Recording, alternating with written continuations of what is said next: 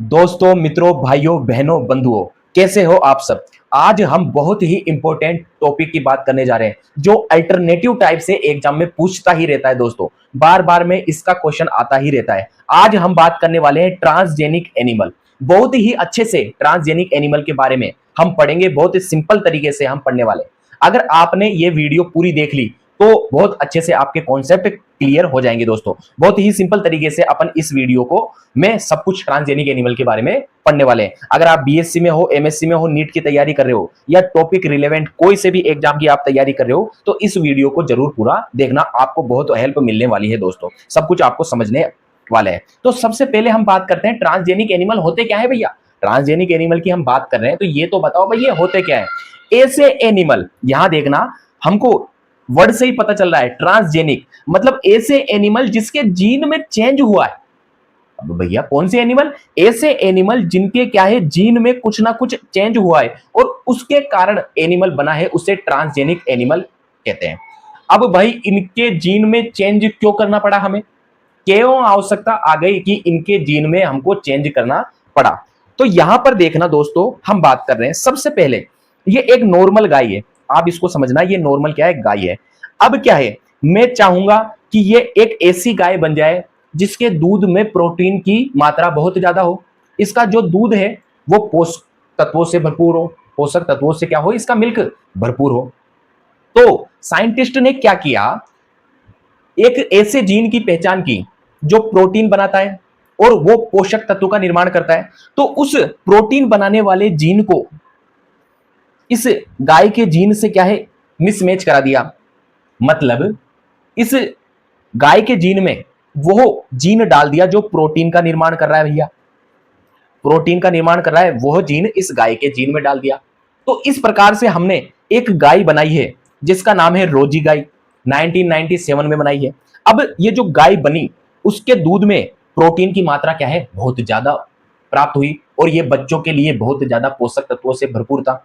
इसके दूध में एल्फा लेक्ट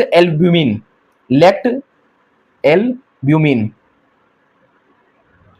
की मात्रा क्या है, बहुत ज्यादा पाई जाने लगी। क्योंकि जो यह एल्ब्यूमिन प्रोटीन बहुत ज्यादा मात्रा में बना रहा था, उस जीन की हम पहचान कर लिए और वो लाकर इस गाय में डाल दिया हमने। तो यह भी उसका क्या है, बहुत अच्छा उत्पादन करने लगी। और देखते हैं और एग्जांपल से आप समझना। ये एक टमाटर है भैया, ये एक क्या है, टमाटर है। अब जब ये प्लांट प्रोडक्ट है, टमाटर प्लांट से उग रहा है, तो हम जानते हैं इनमें सेल वॉल पाई जाती है। सेल वॉल कोशिका भित्ति पाई जाती है। अब ये जो सेल वॉल है ये सेलुलोज और पेक्टिन की बनी होती है। टमाटर की कोशिका भित्ति सेलुलोज और पेक्टिन की बनी होती है। अब हम ये भी जानते हैं कि जो टमाटर होता है वो क्या होता है दोस्तों, 3-4 दिन में पक जाता है। 3-4 दिन में क्या हो जाता है, पक जाता है। इसकी जो ऊपर की जो त्वचा है वो ढीली पड़ने लग जाती है। टमाटर क्या है, मुलायम होने लग जाता है। यदि हम इस टमाटर को विदेश से मंगाते हैं, बाहर से क्या है, इसको आयात करते हैं, हम विदेश से मंगाते हैं, तो क्या विदेश से आने में भी 3-4 दिन का समय लगेगा? और यदि मान लो ज्यादा लग गया, 3-4 दिन से ज्यादा लग गया, तो ये टमाटर क्या है, मुरझा जाएंगे पकने में। क्योंकि इनमें की कोशिका भित्ति सेलुलोज और पेक्टिन की बनी होती है और पेक्टिनेज एंजाइम उसको पेक्टिन को नष्ट कर देता है और इस प्रकार से ये टमाटर क्या है, जल्दी पक जाता है 3-4 दिन में। अब हम चाहेंगे इस टमाटर का पकना क्या हो, धीरे धीरे हो, बहुत स्लो प्रोसेस से हो, ज्यादा समय तक ये सेव रहे। तो हम क्या करेंगे, ऐसे जीन को लाएंगे जो क्या है, इसके पकने को रोके और इस फसल में डाल देंगे। तो ऐसा टमाटर बनेगा जो क्या है, बहुत ज्यादा दिनों में पके। तो हमने ऐसे फ्लेवर सेवर टमाटो का भी निर्माण किया है। तो इस प्रकार से हम क्या है, अपने फायदे के लिए ट्रांसजेनिक एनिमल को बनाते हैं। तो इस पूरी प्रोसेस को हम डिटेल बाय डिटेल देखने वाले हैं, किस प्रकार से ये बनते हैं, क्या प्रोसेस होती है, कौन कौन सी टेक्निक इस्तेमाल की जाती है और फिर इनके यूजफुल उपयोग भी देखेंगे हम। तो सब कुछ बात करने वाले हैं इस वीडियो में। अपन सबसे पहले हम बात करते हैं दोस्तों इसके इंट्रोडक्शन की या परिचय की। जब किसी बाहरी जीन को, हमने बात की थी अभी, बाहरी जीन को मतलब जो बाहर से ला रहे हैं, को किसी एनिमल की बॉडी में हम इंसर्ट कर देते हैं और फिर वो जो एनिमल बनेगा उसे ट्रांसजेनिक एनिमल कहा जाता है दोस्तों। फौरी जब बाहरी जीन को एनिमल में ट्रांसफर करते हैं तो उस प्रोसेस को हम क्या कहते हैं, ट्रांसफेक्शन कहते हैं। और यह प्रोसेस क्या है, सेलुलर स्टेज पर की जाती है, मतलब कोशिका में जीन को एंटर कराया जाता है। तो ऐसी सेल जिसमें जीन एंटर कराया गया है वो ट्रांसफेक्टेड सेल कहलाएगी। ये लिख रहा, ट्रांसफेक्टेड सेल कहलाती है। अब तक हमने क्या है, ट्रांसजेनिक चूहे बना लिए हैं, ट्रांसजेनिक खरगोश बना लिए हैं, ट्रांसजेनिक सुअर बना लिए हैं, ट्रांसजेनिक काऊ बना लिए हैं, ट्रांसजेनिक भेड़ बना लिए। तो इस प्रकार से हमने कई जीव बना लिए ट्रांसजेनिक, कई जंतु का निर्माण कर लिया। पादप में भी हमने बीटी कॉटन बनाया है, फ्लेवर सेवर टोमेटो का निर्माण कर लिया, गोल्डन राइस का निर्माण कर लिया। क्यों किया है हमने निर्माण? क्योंकि हमको फायदा हो रहा है भाई साहब। तो देखते हैं चलो आगे कि ट्रांसजेनिक एनिमल को कैसे बना सकते हैं हम। यहां पर ट्रांसजेनिक एनिमल की बात की जा रही है, प्लांट की बात नहीं की जा रही। प्लांट की बात की जा रही होती है तो प्लांट के बारे में भी मैं आपको समझाता, बता देते हैं ट्रांसजेनिक एनिमल को किस तरीके से बनाते हैं। तो इसके दोस्तों नॉर्मली 4 मेथड होते हैं। कौन कौन से? एक तो एम्ब्रियो होता है जिसके प्रोन्यूक्लियस में डीएनए के माइक्रो इंजेक्शन द्वारा, एम्ब्रियो के जो प्रोन्यूक्लियस होता है जिसमें डीएनए के माइक्रो इंजेक्शन द्वारा, मतलब एक इंजेक्शन लेंगे जिसमें डीएनए होगा और डीएनए में वो पर्टिकुलर जीन होगा और उस जीन को क्या है एम्ब्रियो के प्रोन्यूक्लियस में डाल देंगे। दूसरा है माइक्रो इंजेक्शन टेक्निक द्वारा, एक इंजेक्शन लिया जिसमें पर्टिकुलर जीन लिया और डाल दिया किसी भी एनिमल की सेल में, इस तरीके से। नेक्स्ट है रिट्रोवायरल वेक्टर मेथड और 4 होता है engineered embryonic stem cell method. तो 1 बाय 1 हम इसको पढ़ने वाले हैं दोस्तों। नोट्स वगैरह सब अवेलेबल करा दूंगा मैं। सबसे पहला प्रोसेस है हमारा एम्ब्रियो के प्रोन्यूक्लियस में डीएनए के माइक्रो इंजेक्शन द्वारा। जो मैं समझाऊंगा वही इसमें लिखा है, कुछ एक्स्ट्रा नहीं लिखा है दोस्तों, कुछ आपको ज्यादा जोर लगाने की आवश्यकता नहीं है। देखो इस प्रोसेस में हम कौन कौन सी चीजें लेते हैं, या तो एम्ब्रियोनिक सेल लेते हैं, या फर्टिलाइज्ड एग लेते हैं, या एम्ब्रियो को लिया जाता है, ऐसी कुछ चीजें लेते हैं हम। सबसे पहले क्या है, फर्टिलाइज्ड होने से पहले मतलब अनफर्टिलाइज्ड एग को लेंगे और उसको क्या है साइटोक्लेसिन बी से उपचारित किया जाता है। मतलब एक तरीका होता है, मतलब स्टेप बाय स्टेप अपन क्या है काम करते हैं। तो सबसे पहले अनफर्टिलाइज्ड एग को साइटोक्लेसिन बी से उपचारित किया जाता है, ट्रीट किया जाता है। फिर ट्रीट एग का सेंट्रीफ्यूगेशन किया जाता है, मतलब वो मशीनें आती है जिसमें बार बार में घुमाया जाता है, सेंट्रीफ्यूगेशन किया जाता है, तथा डोनर एम्ब्रियो दाता एम्ब्रियो का कैरियोप्लास्ट निकाल लिया जाता है। फिर कैरियोप्लास्ट को पॉलीइथाइलिन ग्लाइकोल की उपस्थिति में न्यूक्लियस में क्या कर देते हैं, ट्रांसफर कर देते हैं दोस्तों। और इस न्यूक्लियस में ट्रांसफर करने के बाद में जो एक प्राप्त होता है उसको जो फीमेल है जिसमें हमें बनाना है उसके क्या है फीमेल के यूट्रस में ट्रांसप्लांट कर दिया जाता है और इस प्रकार से ट्रांसजेनिक एनिमल बना लेते हैं। समझ में नहीं आया आपको दोस्तों? बिल्कुल अच्छे से समझ में आएगा आपको। कैसे? देखते रहो, इसको क्या है इस चार्ट से समझाते हैं, जो हम समझाएंगे वही आप लिखना है दोस्तों। यहां पर देखना हमने क्या है डोली सिप बनाई है, और डोली सिप भी क्या है इसी टेक्निक से हमने बनाई है दोस्तों। तो डोली सिप हमने कैसे बनाई है? डोली सिप है ना, प्रथम मेमलिया क्लोन था, प्रथम मेमेलिया का जो क्लोन था वो था डोली सिप। डोली सिप को बनाने के लिए हमने 2 प्रकार की भेड़ों को लेते हैं। क्या करते हैं दोस्तों? 2 प्रकार की हम भेड़ लेते हैं। पहली भेड़ का नाम है फिन डोरसेट सिप और दूसरी भेड़ का नाम है स्कॉटिश ब्लैक फेस सिप। ये दोनों अलग अलग वेराइटी की, अलग अलग सब स्पीसीज की क्या होती है, भेड़ होती है। अब फिन डोरसेट सिप में हमने क्या किया, मेमरी सेल को निकाल लिया दोस्तों, और स्कॉटिश ब्लैक फेस सिप में क्या किया, हमने एक सेल को निकाल लिया, एक सेल। अब इस एक सेल में से हमने क्या कर दिया, न्यूक्लियस को रिमूव कर दिया। अब आप जानते हो सेल होती है, यहां देखना सेल होती है, सेल सेल में क्या पाया जाता है, एक तो साइटोप्लाज्म पाया जाता है, न्यूक्लियस पाया जाता है और सेल मेम्ब्रेन पाई जाती है। अब ये जो सेल है जिसमें से अगर मैं न्यूक्लियस निकाल दूंगा तो केवल खाली सेल बच जाएगी जिसमें क्या है न्यूक्लियस होगा ही नहीं, तो ये सेल बचेगी जिसमें न्यूक्लियस नहीं है। तो स्कॉटिश ब्लैक फेस सिप में से यदि मैं न्यूक्लियस को रिमूव कर दूंगा तो ऐसी सेल बचेगी जिसमें भाई साहब न्यूक्लियस है ही नहीं, तो इम्पिटी सेल कह दिया हमने, खाली सेल कह दिया इसको।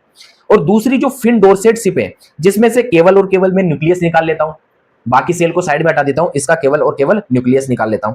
तो ये जो न्यूक्लियस को ले लिया मैंने और इस वाली सेल की खाली सेल को ले लिया, मतलब ये जो खाली सेल है जिसमें साइटोप्लाज्म वगैरह सब कुछ रहेगा और ये न्यूक्लियस रहेगा, तो इन दोनों को मैंने मिला दिया।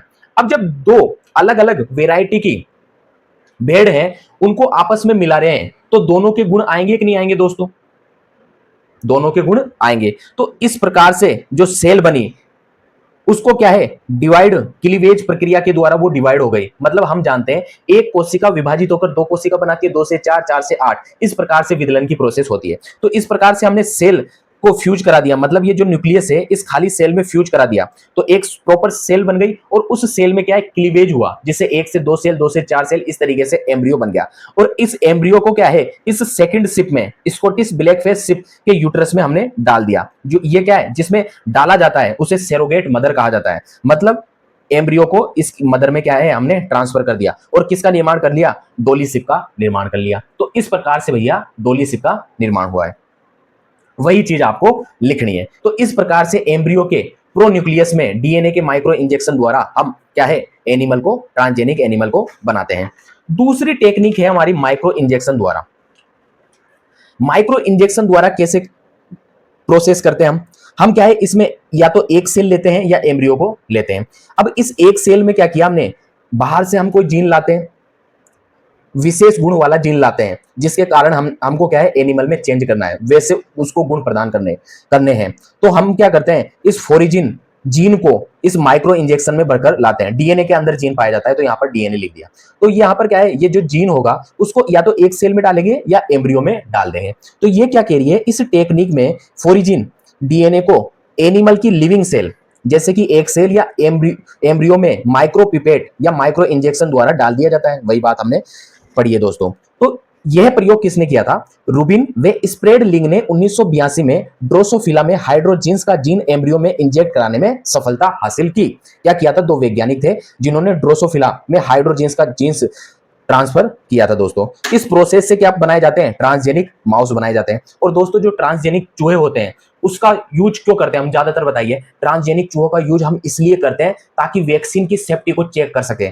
आपने देखा होगा जब कोरोना आया तो कोरोना में क्या है, जब उसके टीके बने तो टीकों को ही सेफ्टी, भाई ये अच्छे से वर्क कर रहा है या नहीं कर रहा है, तो किसमें किया था, ट्रांसजेनिक चूहों में किया था दोस्तों। इसी प्रकार से करते हैं, ट्रांसजेनिक चूहों में करेंगे हम, फिर उसके बाद ट्रांसजेनिक बंदरों में करेंगे, उसके बाद ट्रायल किस पे होता है, मनुष्यों में किया जाता है।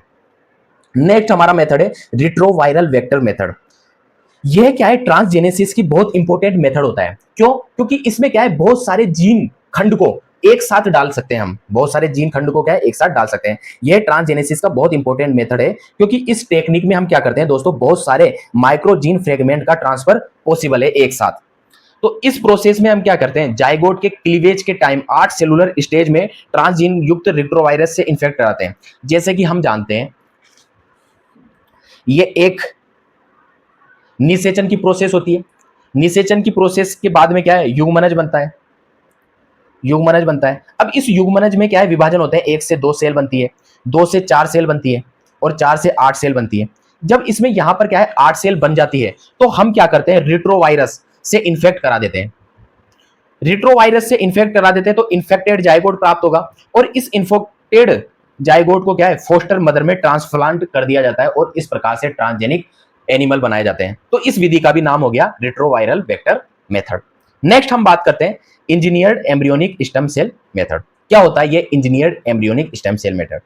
इस मेथड में दोस्तों रिकॉम्बिनेट डीएनए को संपूर्ण एम्ब्रियो में इंजेक्ट न कराकर कुछ स्पेशल या सेलेक्टिव सेल में ट्रांसफर किया जाता है, और इस प्रोसेस में मिक्स जीनोम वाले एनिमल प्रोड्यूस किए जाते हैं, जिन्हें काइमेरा कहा जाता है। मतलब मिक्सअप हो जाता है, जीनोम का क्या हो जाता है, मिक्सअप हो जाता है, और ऐसे ही एनिमल प्रोड्यूस किए जाते हैं। मतलब पूरे डीएनए में एम्ब्रियो को इंजेक्ट ना कराकर कुछ विशेष कोशिकाओं में ही इंजेक्ट कराएंगे। इसे engineered embryonic stem cell method कहा जाता है दोस्तों।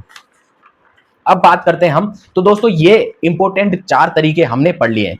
कौन कौन सा, एम्ब्रियो के प्रोन्यूक्लियस द्वारा, दूसरा है माइक्रो इंजेक्शन टेक्निक, तीसरा है रिट्रोवायरल वेक्टर मेथड, और चौथा है engineered embryonic stem cell method. और अब हम बात करने वाले हैं दोस्तों, ये जो ट्रांसजेनिक एनिमल के कौन कौन से उपयोग है, एप्लीकेशन क्या क्या है, या इनको बनाने को कौन कौन से पर्पज है, उनको हम बात करने वाले हैं। ट्रांसजेनिक जंतुओं के उपयोग या ट्रांसजेनिक प्राणियों बनाने के उद्देश्य।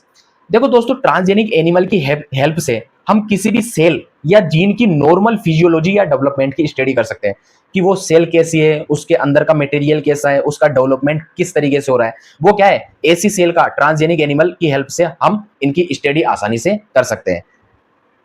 डिजीज की स्टडी में ट्रांसजेनिक एनिमल हेल्पफुल है। वैक्सीन सेफ्टी को चेक करने में मैंने अब आपको बताया कि वैक्सीन सेफ्टी ट्रांसजेनिक माइक का जो चूहे होते हैं उनका यूज किया जाता है सबसे ज्यादा। वैक्सीन सेफ्टी को चेक करने में ट्रांसजेनिक माइक का यूज सबसे ज्यादा किया, मतलब माउस मतलब चूहे। ड्रग्स और मेडिसिन सेफ्टी को चेक करने के लिए ड्रग्स और मेडिसिन सबसे पहले ट्रांसजेनिक एनिमल पर प्रयोग करके देखते हैं भाई ये अच्छी है या नहीं है, ह्यूमन के लिए यूजफुल है उनके उपयोग के लिए या नहीं है। नेक्स्ट हम बात करते हैं ट्रांसजेनिक एनिमल की हेल्प से हम कई तरीके के बायोलॉजिकल प्रोडक्ट बनाते हैं। जैसे कि हमने एक भेड़ ली, उसमें क्या है बाहरी जीन को डाला और देखा कि बाहरी जीन को डालने पर अल्फा 1 एंटीट्रिप्सिन की बहुत अधिक मात्रा प्राप्त हुई। और ये अल्फा 1 एंटीट्रिप्सिन का यूज क्या है, एम्फाइसीमा रोग के निदान में किया जाता है। क्या किया हमने, एक जीन लेकर आए हम और उस जीन में क्या है अल्फा 1 एंटीट्रिप्सिन बनाने का पावर था और उस जीन को किसी भेड़ में डाल दिया। अब भाई जीन वैसा है जिसमें अल्फा 1 एंटीट्रिप्सिन बनेगा, तो भेड़ में डालने पर भेड़ में भी अल्फा 1 एंटीट्रिप्सिन बनेगा। अब जब इसका दूध हम प्राप्त करेंगे इस भेड़ से, तो उस दूध में वो प्रॉपर्टी पाई जाएगी जिसमें अल्फा 1 एंटीट्रिप्सिन हो। अब जो कोई एम्फाइसीमा का मरीज है उसको अगर हम पिलाएंगे तो वो क्या है बीमारी को ठीक कर देगा, क्योंकि अल्फा 1 एंटीट्रिप्सिन से ये बीमारी ठीक होती है। उसी प्रकार से हमने फर्स्ट ट्रांसजेनिक काउ रोजी 1997 में बनाई, जिसके मिल्क में ह्यूमन प्रोटीन अल्फा लेक्ट एल्ब्यूमिन की मात्रा बहुत ज्यादा पाई गई। मैंने आपको समझाई दिया। और ये मिल्क है ना ह्यूमन बेबी के लिए काफी पोषक तत्वों से भरपूर होता है। नेक्स्ट हम बात करें, कैंसर जीन का पता लगाने में भी ट्रांसजेनिक एनिमल हेल्पफुल है और जीन थेरेपी में भी इसका उपयोग किया जाता है। तो दोस्तों इस प्रकार से ट्रांसजेनिक एनिमल को हम बनाते हैं और इस प्रकार से हमारे लिए हेल्पफुल है और ये इनमें टेक्निक होती है, सब मैंने इसको डिटेल में बता दिया।